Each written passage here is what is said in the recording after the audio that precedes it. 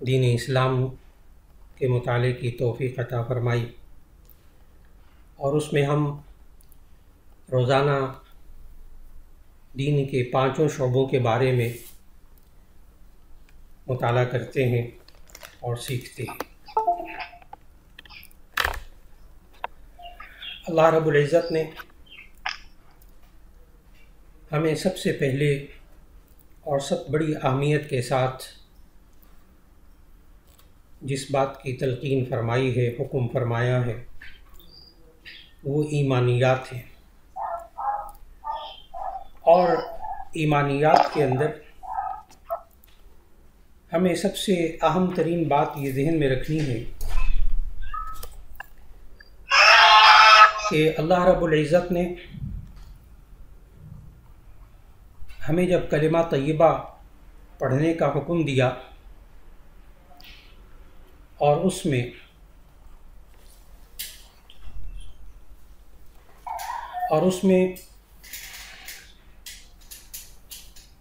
اللہ تعالیٰ کی توحید اور رسول اللہ صلی اللہ علیہ وسلم کی رسالت دونوں چیزوں کا اقرار ہم سے کروایا۔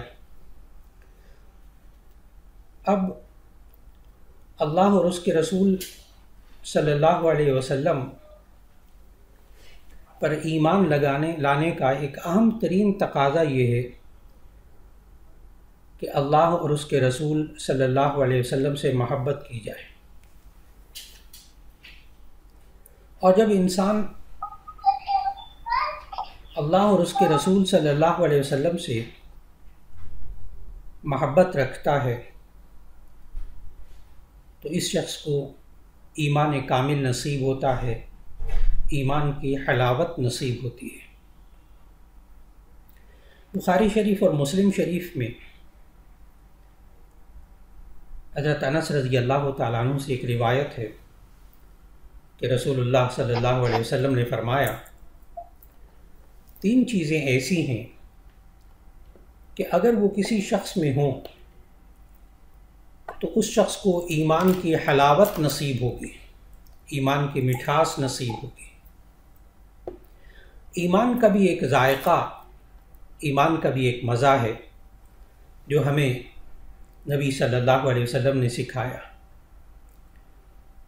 فرمایا کہ 3 چیزیں ایسی ہیں کہ جس شخص میں ہو اس کو ان کی وجہ سے ایمان کی حلاوت، ذائقہ، مٹھاس ایک نصیب ہوگی۔ نمبر 1، ایک وہ شخص جس کے نزدیک اللہ اور اس کے رسول صلی اللہ علیہ وسلم کے نزدیک اللہ اور اس کے رسول صلی اللہ علیہ وسلم کی محبت اس سب سے زیادہ اسے ان دونوں سے محبت ہو، اللہ اور اس کے رسول صلی اللہ علیہ وسلم سے۔ جتنی محبت اس کو اللہ اور اس کے رسول صلی اللہ علیہ وسلم سے ہے اتنی کسی سے نہ ہو۔ اور ایک وہ شخص جس کو کسی بندے سے محبت ہو تو محض اللہ کے لیے، صرف اللہ کے لیے محبت ہو، یعنی کسی دنیاوی غرض کی وجہ سے محبت نہ ہو۔ نمبر 3، وہ شخص جس کو اللہ تعالیٰ نے کفر سے بچا لیا ہو، جس سے، یعنی کفر کس کو کہتے ہیں کہ ہم نے جب پڑھا کہ ایمان 5 چیزوں پر یقین رکھنے کا نام ہے۔ اللہ پر ایمان، فرشتوں پر ایمان، کتابوں پر ایمان، رسولوں پر ایمان، آخرت پر ایمان۔ تو اب ان میں سے کسی کا بھی انکار کرنا یہ کفر کہلاتا ہے۔ تو جب اللہ تعالیٰ نے ان 5 چیزوں پر ایمان لانے کی توفیق دی اور کفر لانے سے، کفر پر عمل کرنے سے، کفر پر یقین رکھنے سے اللہ نے ہمیں بچا لیا، نبی صلی اللہ علیہ وسلم نے فرمایا کہ جب اللہ نے اس کو کفر سے بچا لیا تو اب اس کے بعد وہ کفر کی طرف آنے کو اس قدر ناپسند کرتا ہو جیسے آگ میں ڈالے جانے کو ناپسند کرتا ہو۔ یہ بخاری شریف اور مسلم شریف کی روایت ہے۔ تو معلوم ہوا کہ اگر 3 باتیں کسی انسان کے اندر ہوں تو ایسی صورت میں اسے محبت نصیب ہو جاتی ہے۔ تو میں یہ عرض کر رہا تھا کہ اللہ اور اس کے رسول صلی اللہ علیہ وسلم، آج کے ہمارے درس میں رسول اللہ صلی اللہ علیہ وسلم اور اللہ تعالیٰ سے محبت، اس کا ایک تقاضا یہ ہوتا ہے کہ انسان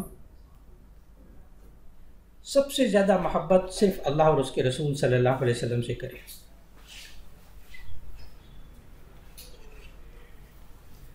اور یہ حدیث سنا رہا تھا کہ بخاری اور مسلم کی حدیث نبی صلی اللہ علیہ وسلم نے فرمایا کہ 3 شخص وہ ہیں یا 3 چیزیں ایسی ہیں کہ جس شخص میں ہوگی اس کو ان کی وجہ سے ایمان کی حلاوت نصیب ہوگی، مٹھاس نصیب ہوگی۔ ایک وہ شخص جس کے نزدیک اللہ اور اس کے رسول صلی اللہ علیہ وسلم سب سے زیادہ محبوب ہو، یعنی جتنی محبت اس کو اللہ اور اس کے رسول صلی اللہ علیہ وسلم سے ہے اتنی محبت کسی اور سے نہ ہو۔ دوسرا وہ شخص جس کو کسی بندے سے محبت ہو تو صرف اللہ کے لیے محبت ہو، اس میں کوئی دنیاوی غرض شامل نہ ہو۔ تیسرا وہ شخص جسے اللہ نے کفر سے بچا لیا ہو، چاہے پہلے سے بچا رکھا ہو، اور پھر اس کفر سے بچنے کے بعد آئندہ زندگی کے اندر وہ کفر کی طرف آنے کو اتنا ناپسند کرتا ہو جیسے آگ میں ڈالے جانے کو ناپسند کرتا ہے۔ یہ کفر کیا چیز ہے، اس کو یہی سمجھ لینا چاہیے کہ جب ہم نے ایمان کو سمجھا کہ ایمان کہتے ہیں 5 چیزوں پر یقین رکھنا، اللہ پر ایمان، اس کے فرشتوں پر ایمان، کتابوں پر ایمان، رسولوں پر ایمان، آخرت پر ایمان۔ تو ایسی صورت میں جب ان 5 چیزوں پر پختہ یقین رکھنے کا نام ایمان ہے تو پھر ان میں سے کسی ایک کا انکار کرنا یہ کفر ہے۔ کفر کا لفظی مطلب یہی ہوتا ہے، انکار کرنا، نہ ماننا۔ اب اگر کوئی شخص یہ کہنا شروع کرے میں ٹھیک ہے جی اللہ پر بھی ایمان رکھتا ہوں، رسول صلی اللہ علیہ وسلم پر ایمان رکھتا ہوں، لیکن فرشتوں کو میں نہیں مانتا، وہ شخص کافر کہلائے گا۔ یا وہ شخص جو ہے وہ کہتا ہے میں سب باتوں پر ایمان رکھتا ہوں لیکن یہ مرنے کے بعد جو زندگی ہے نا، جنت و جہنم، ہے اس کو نہیں مانتا، میں نے نہیں دیکھا ہوا اس کو، تو اسی صورت میں یہ شخص مومن نہیں ہوگا۔ اور پھر اس کے بعد ہمیں یہ ذہن میں رکھنا چاہیے کہ مومن اور مسلم کے اندر بس اوقات بہت سے لوگ یہ سوال کرتے ہیں کہ مومن اور مسلم میں کیا فرق ہوتا ہے، تو ذہن میں رکھنا چاہیے کہ مومن اور مسلم عام طور پر قرآن مجید کے جتنے بھی آپ ترجمے تفاسیر اٹھا کر دیکھیں گے تو ہر جگہ آپ کو جہاں کہیں لفظ مومن آئے گا اس کا ترجمہ مسلم مل جاتا ہے، کوئی مسلم لفظ آتا ہے اس کی جگہ مومن ہے، تو عام طور پر مومن اور مسلم جو ہیں وہ ایک ہی معنی میں لیے جاتے ہیں۔ لیکن قرآن مجید کی ایک آیت ہے کہ جس میں جا کر انسان کو بہرحال ایمان اور اسلام میں فرق کرنا ہوگا، مومن اور مسلم میں فرق کرنا ہوگا۔ جیسے اللہ تعالیٰ نے ارشاد فرمایا قالت الاعراب آمنا قل لم تؤمنوا ولكن قولوا اسلمنا، کہ ان بدوؤں ان دیہاتیوں نے کہا کہ ہم ایمان لائے، ان بدوؤں دیہاتیوں نے کہا ہم ایمان لائے۔ قالت الاعراب آمنا قل لم تؤمنوا، آپ کہہ دیجئے کہ آپ ایمان نہیں لائے، ولكن قولوا اسلمنا، لیکن آپ کہیں کہ ہم اسلام لائے۔ معلوم ہوا کہ ایمان اور اسلام میں فرق ہوتا ہے، اور یہ وہی فرق ہے جو کہ ہم ابتدائی اسباق میں معلوم کر چکے کہ جب حدیث جبریل میں نبی صلی اللہ علیہ وسلم سے حضرت جبریل علیہ السلام نے آ کر پوچھا مل ایمان، کہ ایمان کیا ہے، تو نبی صلی اللہ علیہ وسلم نے فرمایا ایمان یہ ہے ان تؤمن باللہ و ملائکتہ و کتبہ و رسلہ والیوم الآخر، کہ تم ایمان لاؤ اللہ پر، فرشتوں پر، کتابوں پر، رسولوں پر، آخرت پر۔ ان 5 چیزوں پر یقین رکھنے کا نام ایمان۔ پھر جبرائیل علیہ السلام نے یہ سوال کیا تھا کہ مل اسلام، کہ اسلام کیا ہے، تو نبی صلی اللہ علیہ وسلم نے فرمایا اسلام یہ ہے کہ تم کلمہ طیبہ کا اقرار کرو، نماز پڑھو، روزہ رکھو، زکوٰۃ دو، حج کرو، یعنی ارکان 5 بتائے۔ اب یہ جو اسلام ہے نا، یہ ہے دکھائی دینے والی چیز۔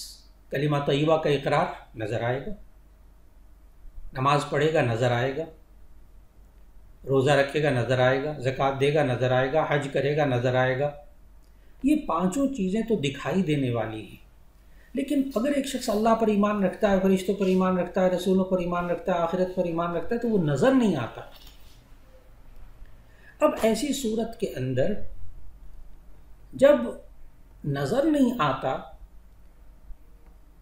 تو ایسا کام کرنا پڑے گا آپ کو کہ نظر آئے۔ چنانچہ اسی وجہ سے جب وہ دیہاتیوں نے کہا کہ قالت الاعراب آمنا، ان دیہاتیوں نے کہا ہم ایمان لائے، تو ایمان تو نظر نہیں آتا، تو فرمایا ولیکن قولوا اسلمنا، لیکن تو آپ کہیے کہ آپ کہو کہ ہم اسلام لائے، اب وہ عمل کرنے پڑیں گے۔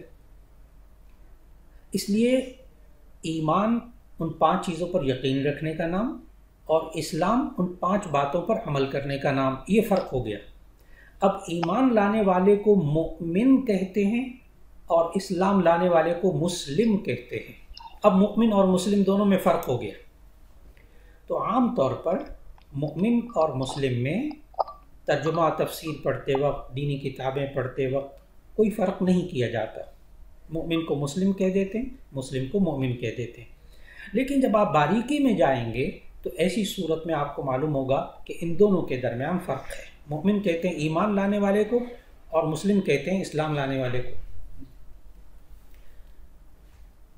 یہ آج ایمانیات کے شعبے سے بات چیت تھی، اور اب عبادات سے متعلق الحمدللہ ہم نے جسمانی پاکیزگی کے بارے میں پڑھا، اور ہمیں معلوم ہوا کہ جسمانی پاکیزگی یہ ہم حاصل کرتے ہیں جسے طہارت کہتے ہیں، اور اس میں ہم نے وضو کے بارے میں ہم نے پڑھا کہ وضو کے اندر کل 4 فرض ہیں،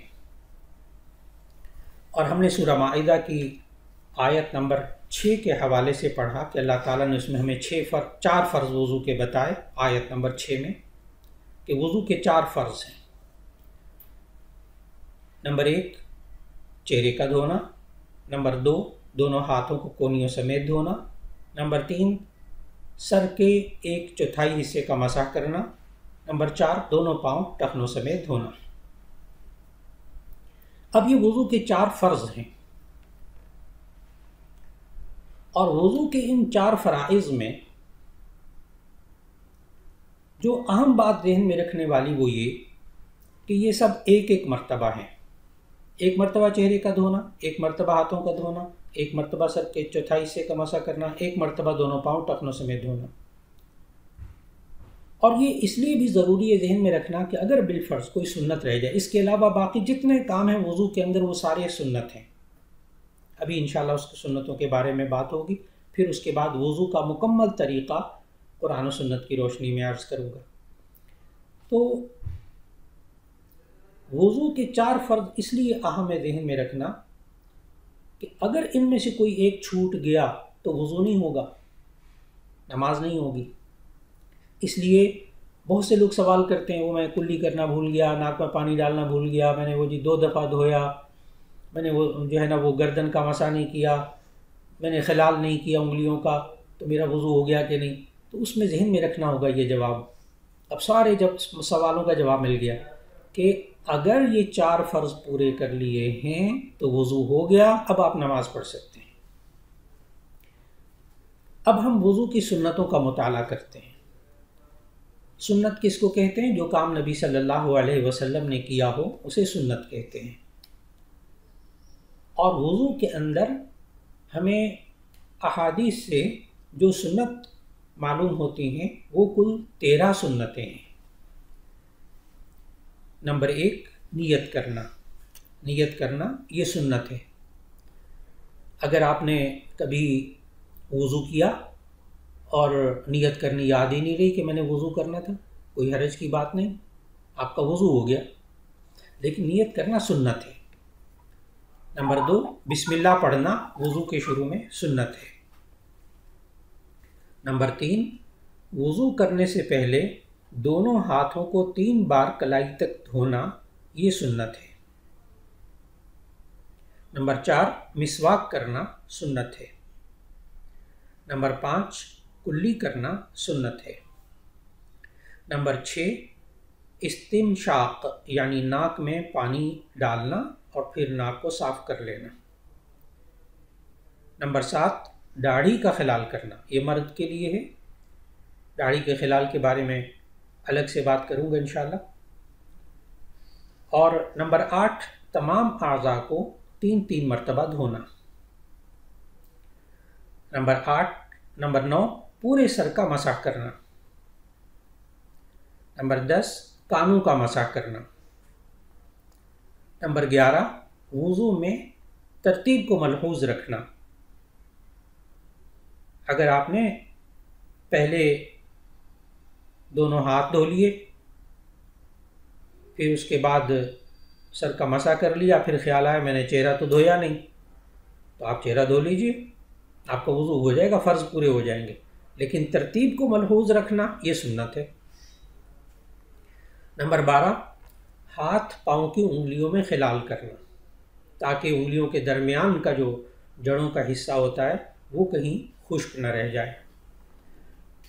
نمبر 13 سنت پے در پہ وضو کرنا، یعنی ایک عضو کے خشک ہونے سے پہلے دوسرے عضو کو دھو لینا۔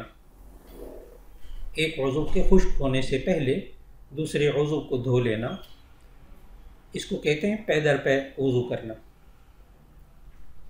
آپ نے وضو کر لیا اپنے خیال میں، بعد میں معلوم ہوا سارا اچھی طرح تولیہ وغیرہ سے صاف کر لیا، پہنچ لیا، خشک ہو گیا اعضاء، پھر جب کمرے میں گئے تو معلوم ہوا پاؤں تو دھوئے نہیں، تو اب آپ آ کر اگر پاؤں دھو لیں، صرف پاؤں دھو لیں تو آپ کا وضو ہو جائے گا، اس لیے کہ آپ نے ترتیب پے در پہ نہیں دھویا، ایک عضو کے خشک ہونے سے پہلے دوسرا ہو، لیکن آپ کے 4 جو فرض تھے وہ پورے ہو گئے، تو اس لیے وضو کی سنتوں کا بھی خیال رکھیے، لیکن اگر بالفرض کوئی سنت چھوٹ جائے تو ایسی صورت میں ذہن میں رکھنا ہوگا کہ آپ کے الحمدللہ جو وضو ہے وہ آپ کا مکمل ہو گیا۔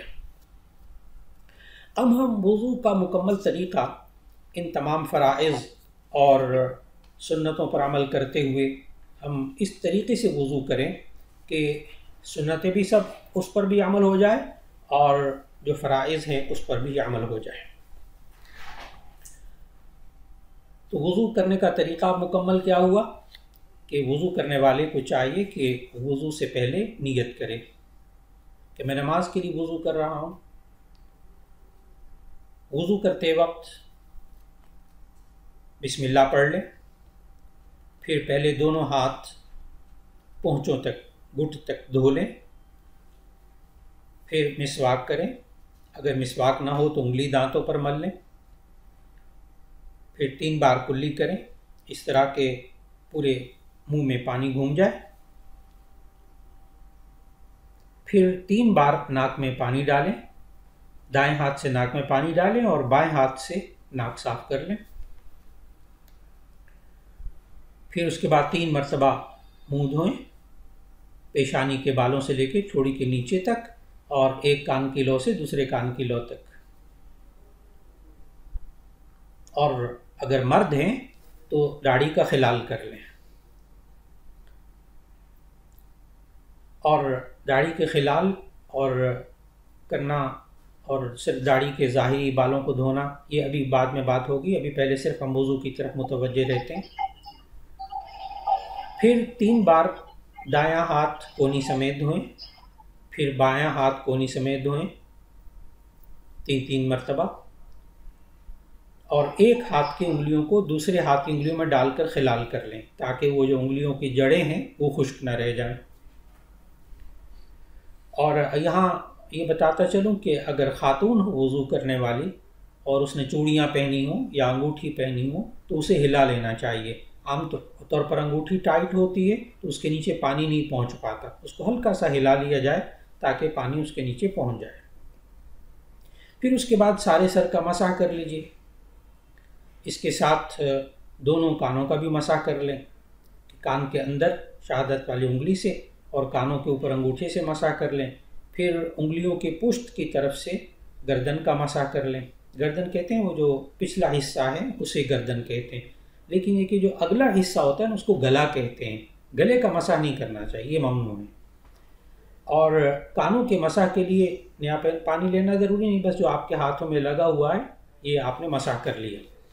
پھر دایاں پاؤں ٹخنے سمیت 3 بار دھوئیں، پھر بایاں پاؤں 3 بار ٹخنے سمیت دھوئیں، اور ہاتھ کی جو چھوٹی انگلی ہے جسے خنصر کہتے ہیں، چھوٹی انگلی سب سے، اس سے بائیں ہاتھ کی چھوٹی انگلی سے پیروں کی انگلیوں کا خلال کرنا شروع کریں، اور داہنے پیر کی دائیں انگلی سے شروع کریں اور بائیں پاؤں کی چھوٹی انگلی پر جا کر ختم کر دیں۔ تو یہ وضو کا مسنون طریقہ اب آپ نے یقین رکھ لیا کہ الحمدللہ سنت کے مطابق مکمل اللہ تعالیٰ نے وضو کرنے کی توفیق عطا فرما دی۔ یہ آج ہمارے عبادات کے اندر ہم نے وضو کی سنتیں ان کا مطالعہ کیا، اور پھر اس کے ساتھ ساتھ یہ کہ وضو کا مسنون طریقہ مکمل جس میں ساری سنتیں آ جائیں وہ سارا الحمدللہ اس کا بھی مطالعہ کرنے کی اللہ تعالیٰ نے توفیق دی۔ اس کے بعد تیسرا شعبہ معاملات کا ہے۔ معاملات کے شعبے میں ہم نے ماں باپ کی جو ادب و احترام اور تعظیم نبی صلی اللہ علیہ وسلم نے سمجھائی تھی اس کا ہم نے مطالعہ کیا۔ ان احادیث کے بعد اب 2 رخ ہیں بات کے۔ دیکھیے، معاملات ایک دوسرے کے حقوق اور فرائض کو ادا کرنا۔ اب ایسی صورت میں والد کے حقوق الگ ہیں، اولاد کے حقوق الگ ہیں۔ اب ہم ان دونوں کو الگ الگ رکھ کر مطالعہ کریں گے تو اس سے بات بہت واضح ہو جائے گی۔ سب سے پہلے ہم والدین کے حقوق، یعنی جو بچوں کے فرائض، اولاد کے فرائض ہیں، ان کے بارے میں بات کریں گے۔ جب یوں کہا جائے کہ اپنے معاملات کو درست کر لیں، یعنی اپنے ماں باپ کے ساتھ اپنے معاملات کو درست کر لیں، تو وہ کیسے کریں؟ اس میں نمبر 1 عزت و احترام۔ سب سے پہلا فرض اولاد کا یہ ہے کہ وہ والدین کا احترام کرے، اور پھر احترام میں وہ بات کا ماننا۔ نمبر 2 اطاعت اور فرما برداری۔ اولاد کا دوسرا فرض یہ ہے کہ اپنے والدین کے احکام پر عمل کریں، ان کی بات مانیں۔ کہاں تک بات ماننی چاہیے؟ اس پر گزشتہ درس میں بات ہو چکی ہے کہ جب تک وہ اللہ اور اس کے رسول صلی اللہ علیہ وسلم کی نافرمانی کا حکم دیں تو وہاں رک جانا ہے، یعنی گناہ کا حکم دیں تو وہ رک جانا ہے، ورنہ ماں باپ کی بات کو ماننا فرض ہے، اولاد کے ذمے ہے۔ تیسرا فرض اولاد کا وہ ہے حسن سلوک، ماں باپ سے اچھا سلوک کرنا۔ نمبر 4 اولاد کا یہ فرض ہے کہ وہ اپنے والدین سے محبت اور شفقت کا اظہار کرے، خاص طور پر جب ماں باپ بوڑھے ہو جائیں۔ اور نمبر 5 ماں باپ کی مالی اور جسمانی خدمت کرنا، یہ بھی ماں باپ کا حق ہے، اولاد کا فرض ہے۔ سورہ بقرہ کی آیت نمبر 215 میں اللہ تعالیٰ نے فرمایا قُلْ مَا أَنفَقْتُم مِّن خَيْرٍ فَلِلْوَالِدَيْنِ وَالْأَقْرَبِينَ، کہ جو تم مال خرچ کرو وہ والدین اور قریبی رشتہ داروں کا حق ہے۔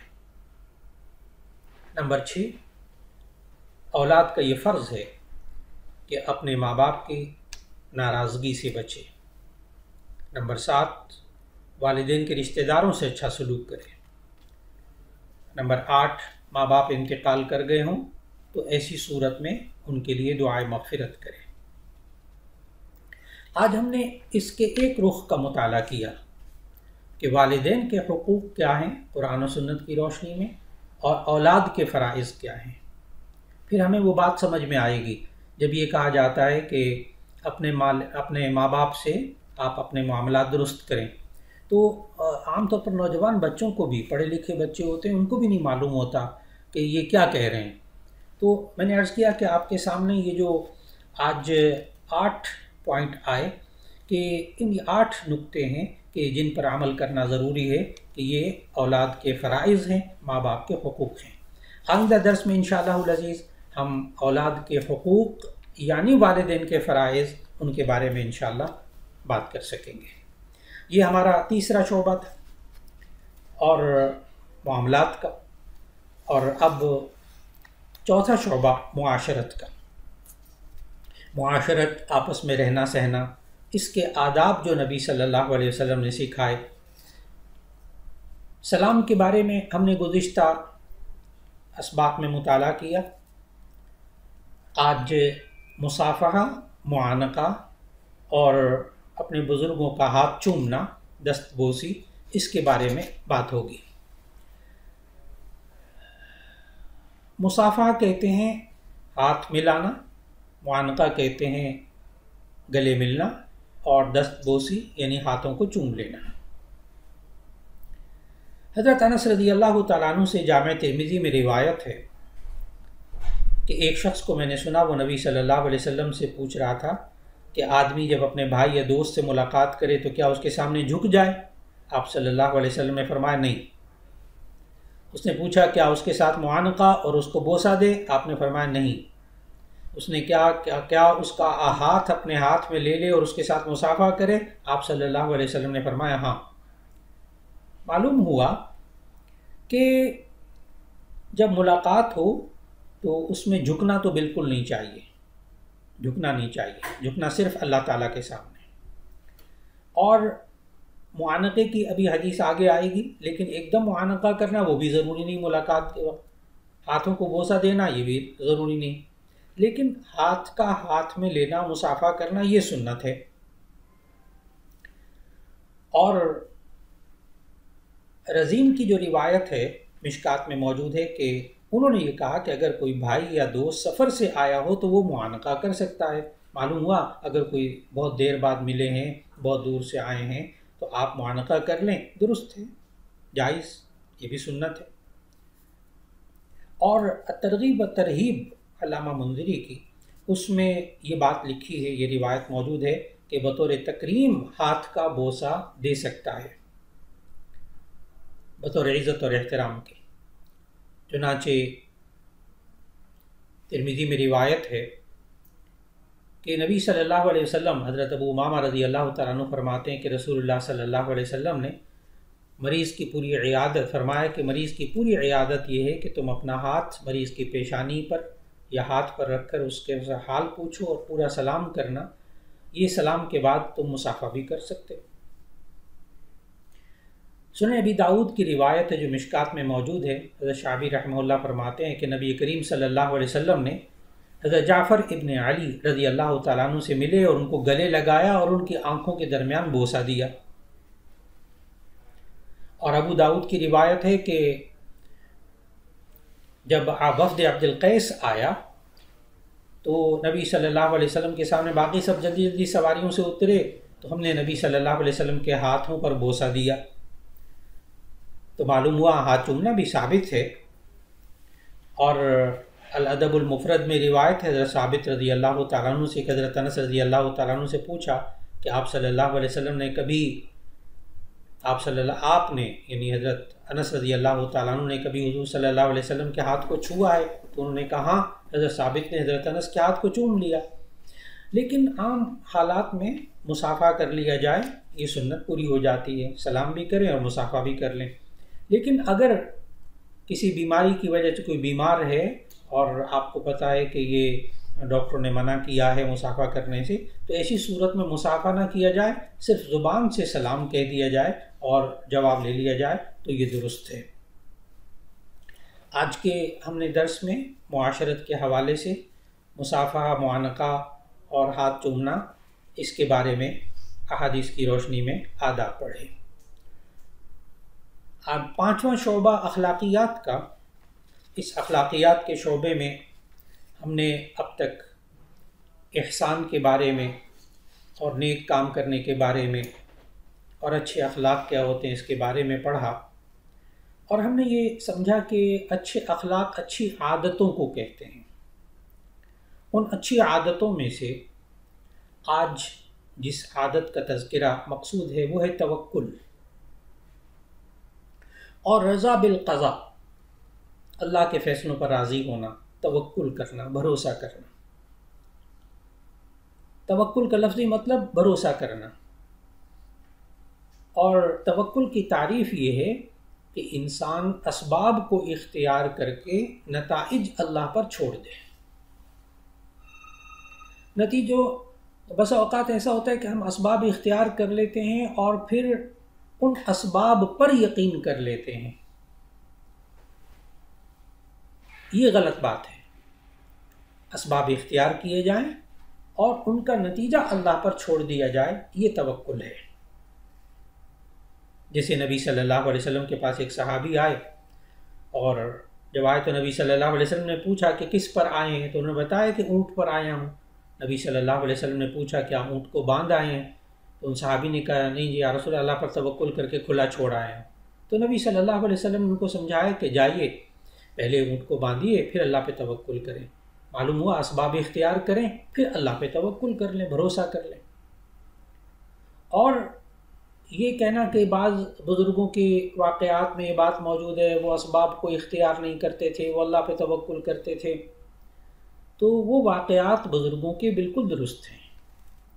اصل میں وہاں ان بزرگوں کی نظر اسباب پر ہوتی ہی نہیں ہے۔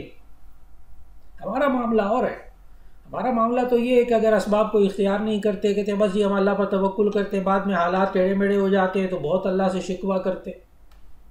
وہ بزرگوں کے جو واقعات میں باتیں ہیں وہ بالکل درست ہیں، لیکن عام عوام کا جو کام ہے وہ یہ ہے کہ وہ اسباب اختیار کریں اور پھر اللہ پر بھروسہ کریں، پھر جو نتیجہ اللہ تعالیٰ پیدا فرما دے اس پر راضی ہو جائے۔ اس کو کہتے ہیں رضا بالقضاء، کہ اللہ نے جو فیصلہ کر دیا۔ اب بندہ سست پڑا رہے، دوائی بھی نہ کھائے، پرہیز بھی نہ کرے، غفلت سے بھی کام لے، پھر جب ہو جائے کوئی تکلیف آ جائے یا حالات ایسے ہو جائیں تو پھر کہ جی بس جی اللہ جو اللہ نے فیصلہ کیا وہ ہم تو راضی ہیں، اللہ کی رضا پہ، اللہ کے جو فیصلہ کر دیا ہم راضی ہیں۔ تو یہ ہمیں دین نے نہیں سکھایا۔ دین نے ہمیں یہ سکھایا کہ ہم اسباب اختیار کریں، پرہیز اختیار کریں، علاج کریں، دوائی کھائیں، پھر اس کے بعد اس کا نتیجہ اللہ پر چھوڑ دیں، پھر جو نتیجہ ہو اس پر یقین رکھ لیں، ایمان رکھ لیں کہ یہ اللہ کی طرف سے ہے۔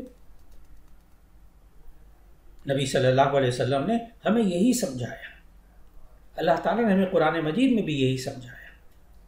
اللہ رب العزت سب کو ہر طرح کی مصیبت تکلیف سے محفوظ رکھے، اور ہم سب کو پرہیز کرنے، احتیاط کرنے اور تدبیر کرنے، اور اس کے ساتھ ساتھ تمام ذرائع اختیار کرنے کی توفیق بھی عطا فرمائے۔ پھر ان اسباب پر اللہ ہمیں بھروسہ کرنے کے سے بچا لے، اللہ ہمیں اپنی ذات پر یعنی اللہ پر بھروسہ کرنے کی توفیق عطا فرما دے۔ وآخر دعوانا ان الحمد للہ رب العالمین۔